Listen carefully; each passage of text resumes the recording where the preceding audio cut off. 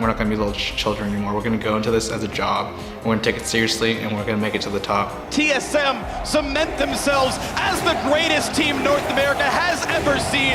6 championships and 10 splits. They have never missed a final. They have never missed Worlds, and they are once again your North American champion. In his prime, he was definitely top 2, if not the best in a mid laner, strictly just because he was able to make these kind of calls that would win games. They go to playoffs and choke, it's on them, it's on us, it's on me. The Nexus is going down, and Team Solo Mid, their hopes, their dreams, they're done! Team Solo Mid are destroyed!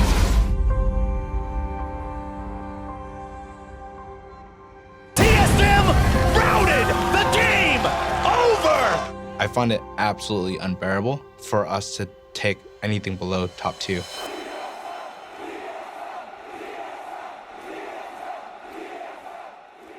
Back in 2009, a small indie game developer out of Santa Monica, California, launched their inaugural game. It was called League of Legends: Clash of Fates, and among the first 100 people to ever play the game was a teenager by the name of Andy Reginald Dinh, and he didn't like it. At that point, I thought the game was like pretty bad, to be honest, and so I actually quit the game because I came from Dota, and there wasn't lock screen, but I found, like, I played League with lock screen. I didn't know that I could unlock the screen, so I quit for a while and I came back. After that, Reggie was hooked, and while playing with his brother Dan, discovered he had a natural talent for the game. Together, the Dinh brothers founded a League of Legends community forum called solomid.net. While the duo ran their website, they were also competing on a team called All or Nothing. But because Reggie and his brother were both trying to call the shots, Reggie decided to briefly play for Counter Logic Gaming. Feeling he could do better on his own, Reggie decided it was time to start a team. TSM was formed because I was on CLG and then I wanted a team for my site. So I was like, yo, Rain Man, join my team. And he was like, oh, I need a computer. And I was like, yo, I'll get you a computer.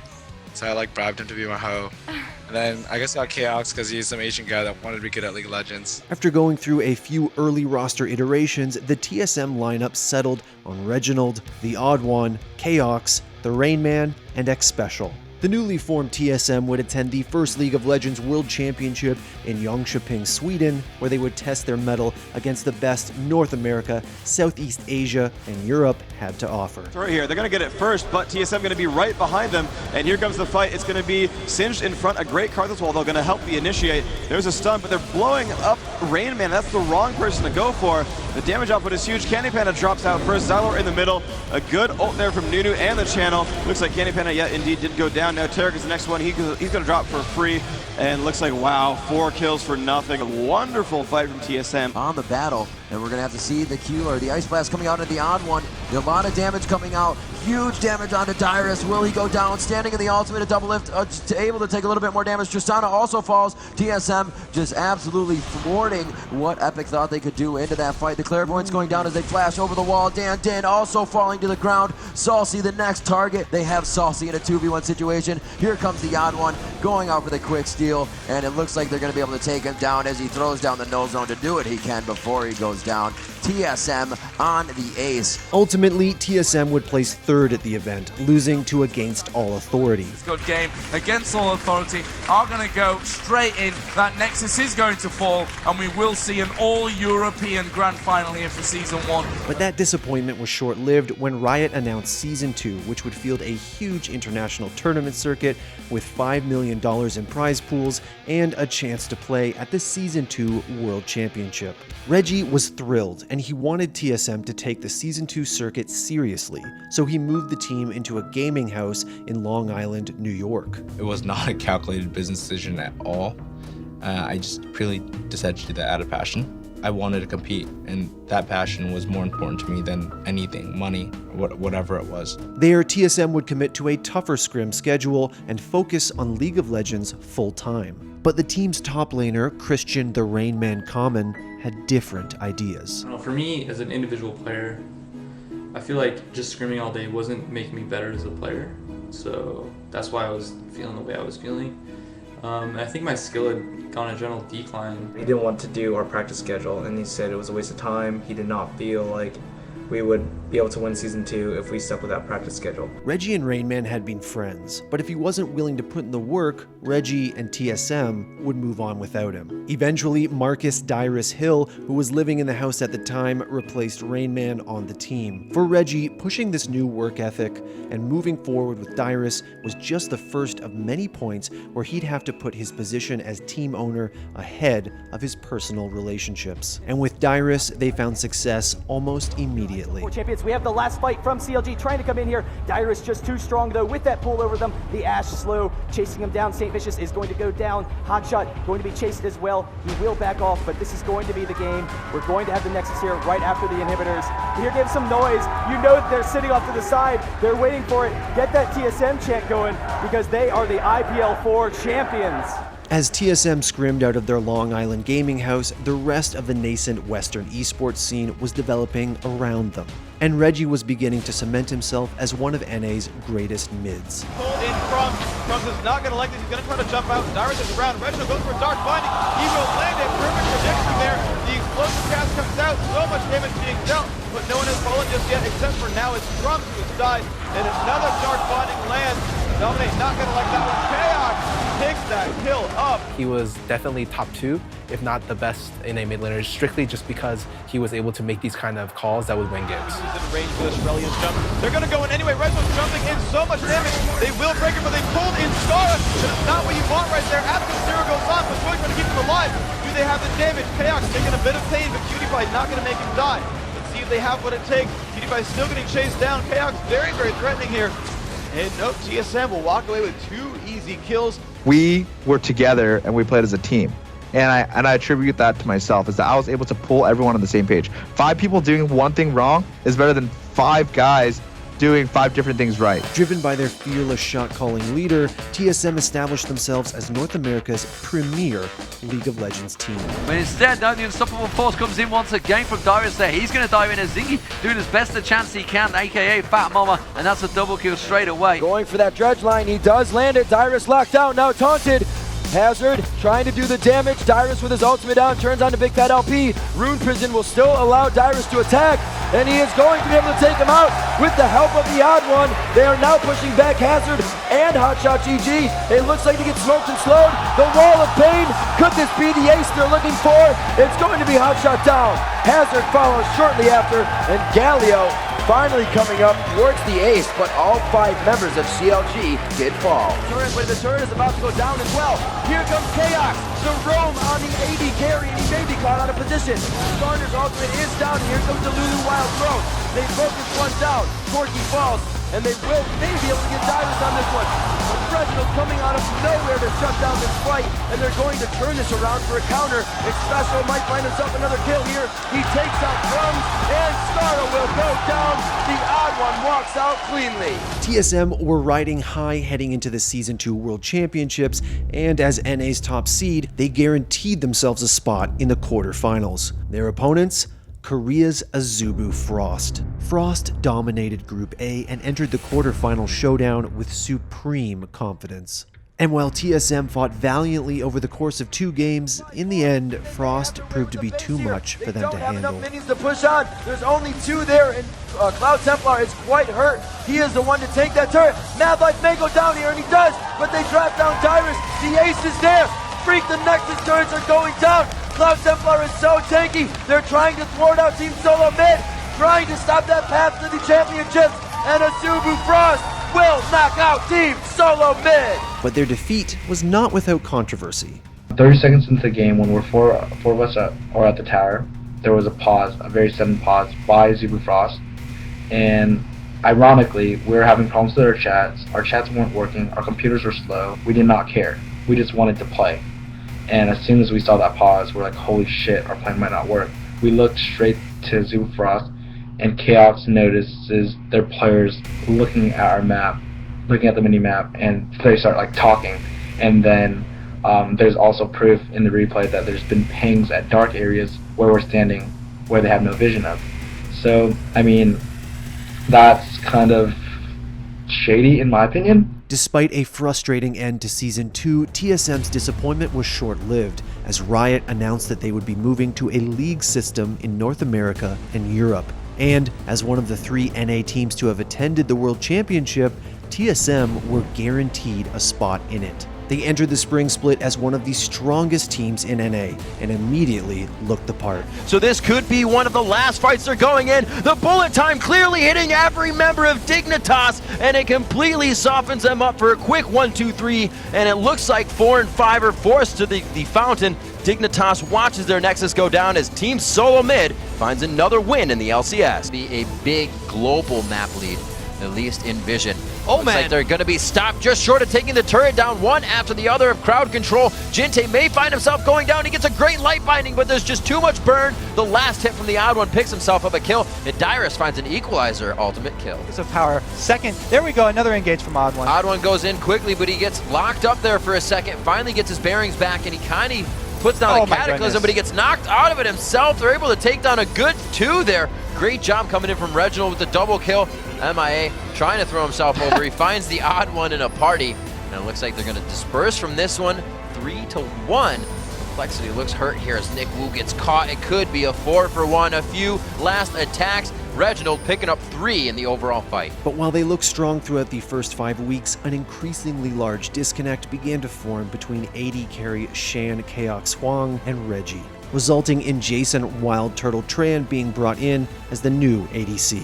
And his debut on the team was explosive. Dyrus taken very low. Loudamon is still yet to use because the Sad Mommy. There it is. He goes out crescendo. Hits the entire Complexity team though. Can they turn it around? Wild Turtle out the back, just hitting one after the other. There's a double kill for him. Loudamon goes in. That's going to feed him a triple kill. MIA strand. That's going to be a quadra kill. Can he get the pentakill? Front you 1-on-1. It's going to be the pentakill for a beautiful play. Wild Turtle stepping up. Chaos, you have something to answer right now because your replacement is doing a fantastic job. And that is the game for Team Solo Mid. Though Reggie and Chaos were close friends, Reggie wanted a very specific culture in TSM, one that prioritized hard work above everything else. You don't show up to practice late constantly and expect to not get punished. That's how a job works. When you're late consistently, you get fired. Threaten me doesn't help. Well, too bad. Yeah, fire me now. We have to set a precedent because if someone gets away with doing something that bad, it's not good for anything. It's just toxic. Once again, Reggie had to choose business over friendship, resulting in the team moving forward with Turtle instead of Chaos. While Turtle may not have been miles ahead of other ADCs in NA at the time, his attitude better matched Reggie's vision for TSM. He wasn't that much better than Chaos, but because he took the game a lot more seriously at that point, he had a much higher ceiling, and we were super excited about that. But the reason why TSM became a lot better was because by getting rid of Chaos, because he wasn't serious, it made everyone on our team be more serious. With a boost from Turtle, TSM went on to win the first NALCS split. Chance there. Mashme is trying to run them out of the base. He says, follow me. Not the Nexus, but it looks too good for TSM right now. This is going to be it for TSM. I think we have our champions. There it is, TSM in Game 5. Looks to be your North American LCS Spring Champions. They take down the Nexus and the title. But in the summer, a new obstacle emerged in the form of Cloud9, a plucky team of newcomers who had qualified through the first split of North American Challenger as Quantic Gaming. TSM were still a strong team that summer, but Cloud9 were a force. And when it came time for the playoffs, Reggie and the rest of TSM were simply no match. Has used the crescendo, has used the exhaust. Everything is defensive right now for TSM to get out. And it's gotta hit the Nexus. With their eyes on the Nexus, their eyes on the summer split, completely undefeated in the series, 25-3 on the split. Cloud9 does not drop a single game in the playoffs. One disappointment would lead to another, and TSM bombed out of groups in the Season 3 World Championship. One of Reggie's lane opponents at Worlds was a young mid-lane prodigy who was playing outside of Korea for the first time. Even then, it was obvious that against a player like Faker, Reggie was out of his depth. That farm going on. Reginald putting some pressure down, but Faker actually turning him down a lot of damage. Reginald goes aggressive, pushes the ultimate, gonna get caught out. Faker gets him down.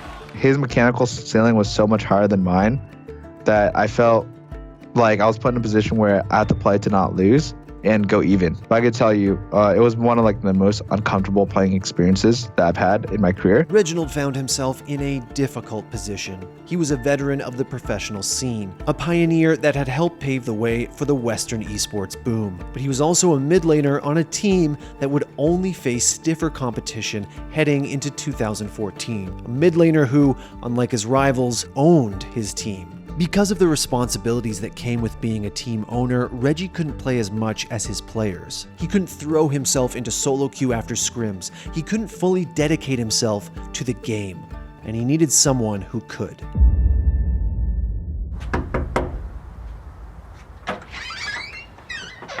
I'm Bjergsen. I heard you guys need a new mid laner. Who the fuck are you? Soren Bjergsen Bjerg had been making a name for himself in the European LCS as a bright star on a struggling Copenhagen Wolves roster. Might be interested in having a go with this one. Is he going to get the fling? It's virtual, he throws to the side. Freddy gets a Lulu ultimate down on him as the Zyre ulti knocks them all in the air. Slayer being absolutely destroyed as Fence Current comes in as well. There was the Lulu ultimate, it wasn't used earlier on. Bjergsen is going to kill virtual though. Freddy going low, Nigod Pro going low. No, he's finished off. Corellius and Freddy are the only two men left alive here. Godbro is still somehow alive in this one as he flings Freddy away again. Can we see a Quadra kill? Can he get the pentakill here? Bjergsen chasing down. Oh, he's missing just about, but there's pentakill coming in for Bjergsen. Despite Bjergsen's potential, the decision to go with him was a difficult one, especially because another far more experienced mid laner was in the mix, Enrique Expeke Cedinho Martinez. Reggie was his team's primary shot caller. He needed someone who could fill those shoes. So the choice to go with a young, relatively unproven mechanical genius over a proven legend in Expeke was a risky one. Initially, Bjergsen struggled as the team's in-game leader, but it was something Reggie would help him learn over time. Kind of just saying, well, it's their fault because 4 of them are there. Then basically what you're doing is you're not even shot calling, you're just basically asking people questions. Like, should we fight or not? Like, I never wanted to be the shot caller. But you are. That's an overall shot call.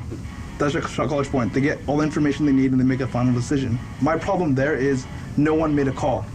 People should be actively feeding you information and then you should make a final call. After falling again to Cloud9 in the spring 2014 finals, Reggie made further roster changes, bringing in Amazing and Lustboy. And with their new jungler and support, TSM finally wrenched the title back from their rivals in the summer. This is the disengage that Team Solo Mid has. The Talisman Dyrison already used. Meteo's throwing down the ultimate, but he only gets one. A lot is being used for only the few members of Team Solo Mid here. With, the artillery coming in from Bjergsen on the backside. Could just finalize him. No, it's going to be Wild. There's going to be a penalty. One more. He's going to be looking for the penta, but Balls won't give it to him. The Quadra kill instantly coming up. The team that had first stormed across the NA scene was almost unrecognizable, with Dyrus being the last old guard member of the roster. But despite the new players, TSM still played largely like TSM. They focused around a strong, decisive mid laner, and they used support from the jungle to take the pressure off their other lanes. This big engage, Dyrus just out of range on that. Home guard wears off. Not much damage from the shockwave, but the control TSM needs to reassess the fight. Balls gets hit up. The Glacial Fisher on the backside. They bottleneck into this fight and are going for broke. High goes in, tries to get his ultimate down. Last breath has already been used. Coming up with focus. Wow, Turtle! Turtle on the triple. Turtle on the quadra. Meteos on the outside. A second quadra in the playoffs for Turtle. At Worlds 2014, TSM would have to once again fight for their spot in the top 8. But after making it through the group stage, they ran into one of the tournament favorites in Samsung White. Undefeated records, KDA leaders in 4 out of the 5 positions on this team. TSM were clearly outmatched, and though they managed to get a win off the back of some questionable drafting by White, they found themselves overwhelmed. Let's see, we're not done yet, man. Dan, he wants to keep fighting here. Well, they have some pretty long death timers. I think they're just waiting for the backup, securing the second inhibitor. Look at that Nexus turret. This should be serious. Amazing gets the next Yasuo ult, and he gets the final Q from Pawn. That's 4 members down. Bjergsen doing what he can to stay alive, but it's not going to be enough. White will take down Team Solo Mid in the quarterfinals. Although 2014 ended in international disappointment for TSM, Reggie was undergoing evolution as a team owner. 2015 saw the TSM brand expand into a number of games outside of League of Legends. In January, TSM acquired the Danish CSGO team that would go on to become Astralis. Featuring Dupree, Zippix, Device, Cajun B, and Kerrigan, the roster was a dominant force throughout much of the 2015 season, cementing themselves as one of the best teams in the world. It was Reggie's first big statement that TSM was interested in being more than just a League of Legends team.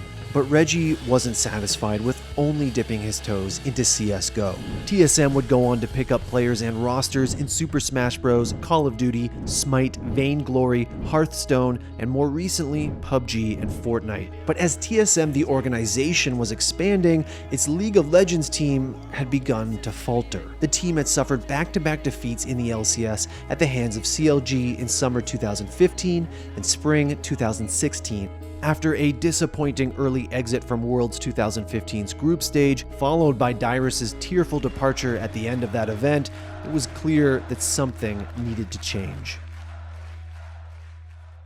The next year would be a transitional one for TSM, as Reginald attempted to reinvent the championship-winning formula, and by the summer of 2016, he'd done just that. Bjergsen, Doublelift, Hanser, Svenskeren, and Biofrost formed one of the most domestically dominant teams NA has ever seen. They adopted an aggressive practice schedule designed to mirror Korean teams, squeezing potential out of their new lineup. And in NA, it worked. Surf onto the Raptor, but Rainover, the slows. There's a lot of them. TSM, I think they found a catch. Rainover. Here comes Pobalt. Very tanky though, but Pobalts are looking to blow people up. Bjergsen with another kill. Tapping Fade on the two. Hootie diving back in, but the damage is massive. TSM turn things around. Immortals. Over waddling in, hits Biofrost back. The cast also silences him out. Chrono Shift is on. Bjergsen got the ult off. Yep, it's on it. He can get back into the fight. Get the monster shield on for the team.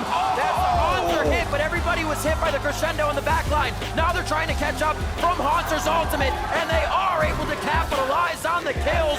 When his Doublelift not gotten early kills against Immortals, roll it back once again, and TSM comes up huge in the bot lane. 30 seconds, Sneaky can't get back to base. Needs to stop Sneaky. Svenskeren moving in as well. Contract, can they win this 2v2? No, Sneaky, he's too low. That's it. Contract's gonna get stunned down as well. Sven gonna keep chasing it down, and TSM just keeps going. 15 seconds left. TSM are gonna end it. There's an ace. Here we go. It's the game. TSM fight tooth and nail to defend the North, but once again, NALCS champions. Svenskaren's up, and it looks like they have the damage. It's gonna be Dardoch on the turret. Garb going down, Svenskeren very low. Stixay goes down as well. The 1-for-1 there. And here comes Doublelift out of the base. He finds a true arrow. Eagle-Eye Doublelift dropping down Huhi. And TSM's going coast to coast for the win. TSM cement themselves as the greatest team North America has ever seen. 6 championships and 10 splits. They have never missed a final. They have never missed Worlds. And they are once again your North American champions. But TSM's reign wouldn't extend beyond their own region, and the team fell short on the international stage again. Uzi gets himself the 4th. The Nexus is going down, and Team Solo Mid, their hopes, their dreams, they're done. And again. The inhibitor they don't even care about, they're looking for the kills. And the Flash Wolves chase down Turtle for the ace and the next spot. Team Solo Mid are destroyed. And again. These misfits push themselves straight into the quarterfinals, and there it is. Agony in defeat here for TSM. Again, out in group stages in Worlds 2017. And throughout this testing period, Reggie had to learn another tough lesson: how to take a step back from the team he'd poured his heart and soul into. Throughout TSM's history, Reggie had built a reputation for inserting himself into the team when things got tough, most notably in 2015 when he took over as head coach, enforcing his philosophies about how a team should be run. Although, the community and everyone believes that, hey, Reginald just steps in because he wants to get all the spotlight and run his team, that's actually not the case. I'm stepping in because I find it absolutely unbearable for us to take anything below top 2. In most of these instances, Reggie got the results he wanted, but over time, it became clear that he needed to have faith in the team and staff he'd built, in the empire he'd helped create. When Reggie stepped in, it could hurt his coach's authority, and coaching infrastructure was becoming a bigger part of the LCS. And it's a lesson he appeared to learn. In the 2018 spring split, TSM struggled to adapt to a new roster, and eventually was eliminated in the playoff quarterfinals after a tough regular season. They rallied and won the game. Sven taking a little bit of damage now. Mike Young on the front line, going to be black shielded up. Hakuo, dead, taken down. The redemption not in time, but it's now going to be Featherman onto the front line. Mythy going to be taken very low. It's 1-for-1 so far. Support's going to be traded off. Lyra's Bravo's kept alive again, and Featherman, true to his words, will end them today! TSM routed the game over! And that is the end of this series and the end of TSM's perfect record of attending the playoff finals! Reggie, though supportive of his players and staff, let the split play itself out. Reggie's maturation from a teenage League of Legends enthusiast to the owner of one of the biggest esports brands in the world had given him a platform. And during an interview in 2016, he used that platform to highlight the risks of running a League of Legends franchise and how the majority of the teams were not making money from their LCS ventures. It's just an unstable environment overall, and I would say it's really volatile for the organizations and the players. Like if you want to be, a news anchor or whatever it is, you put time into it, you slowly improve through the years, and by the time you're in it for 20 years, you become an absolute star and you're not nervous in front of camera anymore. I kind of want that to be like my career in esports, where I'm investing into something stable. And I think it's just a combination of the lack of revenue and also how unstable the patches are that really makes things volatile in terms of investment perspective, right? After Reggie's interview, Riot co-founder Mark Trindamere Merrill took to Reddit with a now infamous response that entirely missed the point that Reggie had been attempting to make. The resulting backlash towards Merrill and Riot from the community led to a letter signed by most LCS team owners asking for a new system. And by June 2017, Riot announced a new franchise system in North America. With multi-million-dollar buy-ins, infrastructure, and revenue sharing, the new NALCS has opened a debate about what a modern esports league should look like. It's a big step for the scene and a big step for esports. Although the conversation about franchising was no doubt happening behind the scenes for some time, the public push on its behalf came in part because of Reggie. There is kind of a difference in public perception versus kind of like the real Reggie. I've seen him go out of his way to take care of players and also set the industry standard for player treatment. From the kid who just wanted to create a community around League of Legends to one of the most influential owners in a new franchised era, Reggie has come a long way. There's no question that Reginald was in the right place at the right time, that he got to know the right people, but there's also no question that he worked harder, that he hustled more, and that he helped build the Western esports scene around him. That's the thing about Reggie and about TSM. You can love them or not. You can cheer for them or not. But in esports, results are ultimately what matter, and you can't argue with their results.